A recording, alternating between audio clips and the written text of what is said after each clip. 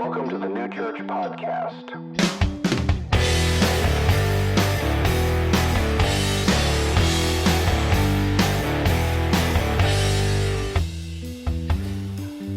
So last week we talked about how God judges nations.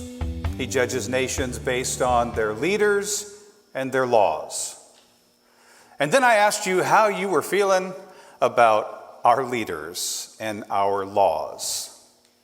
You know, the United States makes this a very interesting concept. Since we elect our leaders, the buck kind of stops with us. FDR, he said, "Let us never forget that government is ourselves and not an alien power over us. The ultimate rulers of our democracy are not a president and senators and congressmen and government officials, but the voters of this country. See, we, the people, are ultimately responsible for both who our leaders are and the laws they create and enforce. That's why it's so important that we know who we're voting for and what they say they're going to do when they get in office. But we should never get so excited about some political candidate or some leader that we start putting our hope and our trust in them. Psalm 146 says, "Do not put your trust in princes, in human beings who can't save. When their spirit departs, they return to the ground, and on that day, their plans come to nothing. Blessed are those whose help is the God of Jacob, whose hope is in the Lord their God." See, our hope isn't to be in our leaders or their ability to save us or save the United States or any other country in the world. Our hope is only in the Lord. So when we vote, it's very important that we support candidates who will uphold the commandments of the truth of God's word while they're in office, which also includes the way they act, the way they treat people, the way they speak, their character, which is a problem for us because all the politicians seem to be a bunch of turkeys. There seems to be a real shortage of trustworthy politicians who are actually honest and faithful. I'm not sure that a truly honest, trustworthy, good person could even survive in the world of political theater and cutthroat politics. So, if God judges nations based on our leaders, who are we supposed to vote for? How can we vote for someone who publicly displays prideful arrogance or exhibits unrepentant sexual immorality, has a history of nepotism, scheming, ties with leaders of racist organizations, a track record of supporting plans that harm the most vulnerable members of our society while filling up the pockets of the most powerful? In other words, how are we supposed to vote for any politician? And if you thought I was singling out any particular candidate with any of those toxic, deadly sins, you need to think again, because that list I just went through, it covered both sides, it covered everyone. As far as I can tell, they all fail the character sniff test, you know? I'm tired of the church having her witness smeared by the appearance that she's gotten in bed with some political opportunist who only wants to use her and then cast her aside once they've had their way. Christians need to figure out how we can talk about supporting a party and a platform without making excuses for the character and the flaws and the sins of the politicians that we support. To find a way to support their ideas, but still hold them accountable for their behavior, you know? The prophet Nathan, he spoke out against the sexual sin, murder, deception of King David. And then King David heard him and repented. John the Baptist spoke out against the sexual sin of Herod, and it cost him his head. So we need to speak out, no matter what it costs us. Stop trying to win our political arguments by glossing over the obvious sins of our candidate and then attacking the flaws of our opponent. It makes us look like hypocrites.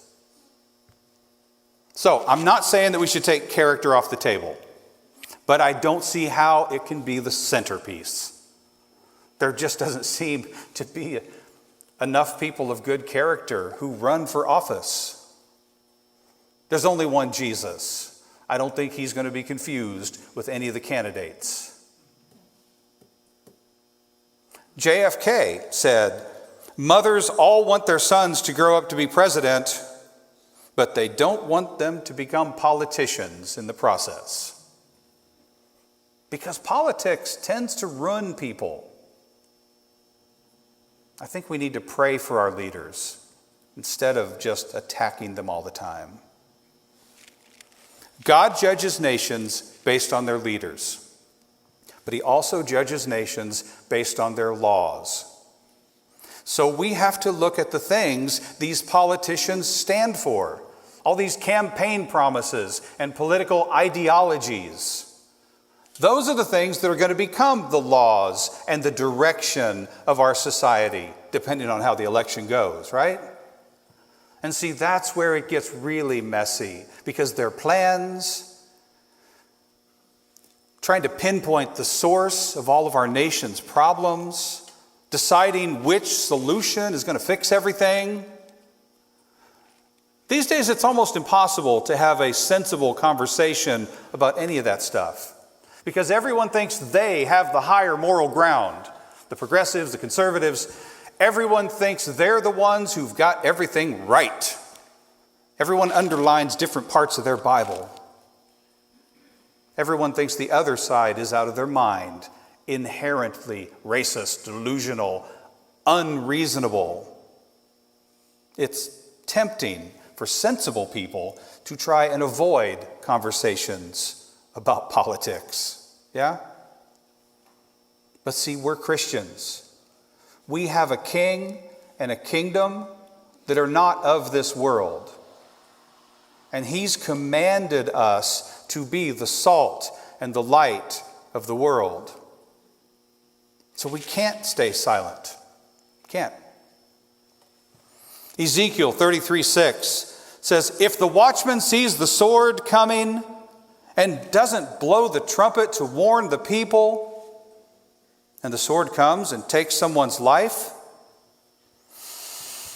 that person's life will be taken because of their sin. But I will hold the watchman accountable for their blood." We're the watchmen. If we see danger, we better speak up. We need to speak out against all the evil that's happening in this country. The destruction of the family, fatherlessness, contempt for human life, promotion of gender confusion, the cultural acceptance of sex outside of marriage. These are problems. These are deadly problems.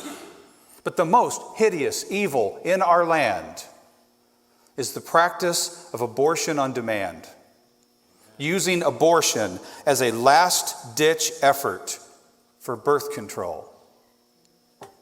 And our country is very split on this issue. Half the country thinks abortion is bad, but it's kind of like removing a tumor. But the other half thinks it's killing a baby. It's either a medical procedure or murder. Those are very different points of view. If you think it's like removing a tumor, then you probably also think that a woman has a right to make up her own mind about her own health care. She should be able to choose what she does with her own body. Why should a woman's life be forever changed, her future plans destroyed, just because of an accident that happened in a moment of passion? Why should the woman be sentenced to 9 months of pregnancy when the guy just gets to walk away scot-free? And then have the responsibility of motherhood for the rest of her life. That doesn't seem fair. Besides, it's just a lump of tissue, right? It's not even a person yet. But if you're on the other side, then you see this very differently, because you don't think it's just a mass of tissue. It's a human being. And to purposely terminate a pregnancy is to murder a child. So who's right? Is it a tumor or a person? And some people, they try to sidestep the whole thing by calling the unborn baby a fetus, which is a Latin word that means little one or very small baby. So it doesn't really help their case much. It's not a baby, it's a very small baby. But I started to wonder, maybe there is a period of time between conception and birth where that fetus isn't really human yet. At what point is all the DNA information completely developed? At what point? Maybe it would be okay to terminate a pregnancy before everything that makes up a unique human being is actually in place, before all the DNA information is encoded. So I looked it up, and I found this on the medlineplus.gov medical encyclopedia site. It says, when the single sperm enters the egg, conception occurs. The combined sperm and egg is called a zygote. The zygote contains all of the genetic information, the DNA, needed to become a baby. So all the information is there at conception. It's the same DNA that person's going to have their entire life at the moment of conception. It's kind of amazing. Especially when you consider what God's word says about when a human life begins. Psalm 139, it's a particularly interesting passage on this subject. It says this, "For you formed my inward parts. You knitted me together in my mother's womb. I praise you, for I am fearfully and wonderfully made." Knitted me together in my mother's womb. That sounds like it lines up with the medical encyclopedia to me. A human life begins at conception. Then there's the story of Mary when she was pregnant with Jesus, when she went to visit her cousin Elizabeth, who was also pregnant, with her son who was going to grow up to become John the Baptist. Remember that story? When Mary got close to Elizabeth, she said in Luke 1:44, and this is Elizabeth talking, she says, "As soon as the sound of your greeting reached my ears, the baby in my womb leaped for joy." A baby in the womb reacting to the presence of Jesus. Look, DNA wasn't discovered until the 1800s. But God's word told us long before that we were created by him in his image, fearfully and wonderfully and uniquely made in the womb. Now, I know we all want to think for ourselves, but we have got to learn to trust God's word. Trust what he's told us. Let God be true and every man a liar. And when science disagrees with what the Bible says, just be patient. It will eventually catch up. But I want to ask you a question. If you think any of those arguments for keeping abortion legal sound like good arguments, either because a woman should have the right to choose what she does with her own body, or the economic hardships of teen pregnancy, most women terminate their pregnancy because it would dramatically inconvenience their life, their education, their job, career. They don't think they can afford a baby right now. They're single. So whatever your arguments are for keeping abortion legal so that women have the right to choose, I have a question for you. Which of those arguments would you be willing to stand behind if we move the age of the unwanted child to 5 years old? I realize no one is proposing the murder of 5-year-olds, but it's not a ridiculous question. Because what some would call abortion, I call infanticide. It's clear to me that human life begins at conception, according to science, according to God's word. So the age of the unwanted child doesn't really make any difference to me. We need to fix the law of our land. Because God judges nations based on its laws. Parents who sacrifice their children on the altar of convenience for financial reasons, man, they've been in God's crosshairs throughout the Bible, throughout history. Child sacrifice is very common, but it's always wrong. The early Christians in the Roman Empire, they would go around rescuing unwanted babies who had been tossed out on the rocks to die. Abortion was also very common in the Roman Empire. But with the rise of Christianity, it was finally abolished. They got rid of it. In 211 AD, the emperors banned abortion. It took 200 years for the Christians to get abortion banished in the Roman Empire. And just in case you think abortion laws don't make any difference, in Ireland, abortion was illegal and on the decline for 10 straight years.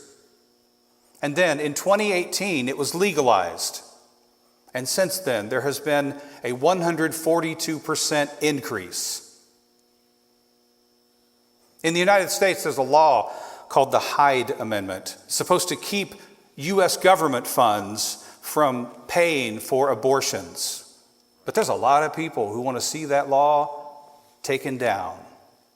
The president of Pro-Choice America put out a statement recently saying that the Hyde Amendment is racist because it disproportionately affects communities of color. Basically, they think Congress ought to be paying for the killing of more black babies. I know that sounds like satire, but it's not satire. People say that it's a bad idea to be a one-issue voter, that Christians are being played for suckers. It doesn't matter. I can't back a candidate who supports infanticide.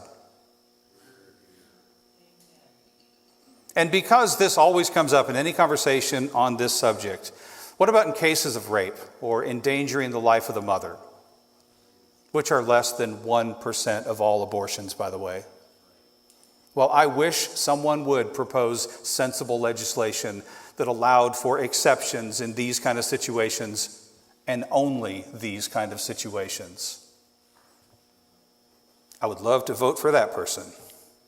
And I understand that as a nation, we need a plan to love and care for all those unwanted, inconvenient children. But killing them is not an acceptable solution. That was biggest issue number one. Here comes biggest issue number two. Religious freedom. That's on the ballot too. We saw how easy it was for them to close all the churches down, to demonize any pastors or Christians who dared to gather for worship against their mandate. What do you think would happen to the church in America if they got rid of our tax-exempt status? Property taxes would close most churches. What do you think would happen to the ministries of the churches in America if tithes weren't a tax deduction? How long before we get kicked out of worshiping in a school if we read the parts of the Bible that talk about sodomy and lesbianism being sins against God? Because God didn't change his mind about those things. You know, if certain people have their way, how long do you think it would be before the Bible is officially considered hate speech? Are you going to let the progressive, radical, gay, and transgender ideology gain even more ground in our culture, like openly promoted in schools, along with the sexualization of young children? What's next? Legalize pedophilia? See, these things are consequences of how we vote. All these things are deeply embedded in one of the party's political platforms. God's word is the only standard that's going to keep our culture from coming off the rails. Some people think that the separation of church and state means to banish Christian faith from the public arena. It was never intended to protect the state from the church. It's supposed to protect the church from the state. And I'm bringing these things up so that none of us can say we didn't know. So now we know. And James 4:17 says, whoever knows the right thing to do and fails to do it, for him it is sin. Everyone wants to change the world, but no one wants to change their mind. I get it. Proverbs 18:2 says, a fool takes no pleasure in understanding, only in expressing his own opinion. All right, let's all take a deep breath. That was a lot to deal with. That was a lot of heavy stuff. Whenever we talk about these things, when we talk about abortion, there's a good chance that someone listening has either had one or paid for one. I'm not trying to crush anyone with guilt and shame. When St. Paul says in 1 Corinthians 6:9 that neither the sexually immoral, nor idolaters, nor adulterers, nor those who practice homosexuality, nor thieves, nor the greedy, nor drunkards, nor revilers, nor swindlers, none of these people will inherit the kingdom of God. But he goes on to say this, and such were some of you, but you were washed, you were sanctified, you were justified in the name of the Lord Jesus Christ and by the Spirit of our God. In Romans, Paul had been talking about all kinds of sin and how we try to not sin, but we sin anyway. We feel terrible and guilty and shame. But then Jesus offers us forgiveness, free gift, grace. And then in Romans 8:1, it says the most beautiful thing. It says, there is therefore now no condemnation for those who are in Christ Jesus. There is no condemnation for those who are in Christ Jesus. Please hear this. If you believe in Jesus, then he took all those terrible things you've done and he put them on himself on the cross. And all those sins died with him. You're free of them. No condemnation. And if you believe he rose from the dead, then you have his word that you're going to raise from the dead too. That you're forgiven, saved, justified, made right with God, You're not going to be judged for any of those things you've said or done because of Jesus. That's what being a Christian means. So receive that forgiveness. And then stand up without condemnation, without shame, and realize that it's your duty to be the light of the world. To take that gospel that you've received, the teachings of Jesus that have set you free, and apply them to every part of your life. To have faith in Jesus means that you trust Him to have the final say on everything, including all these things we've been talking about this morning.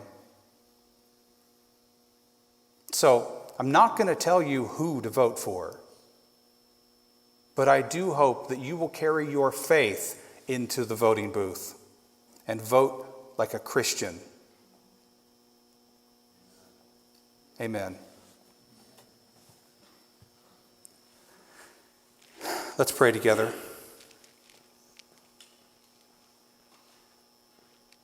Lord, we pray that you would have mercy on us, that you would have mercy on our nation.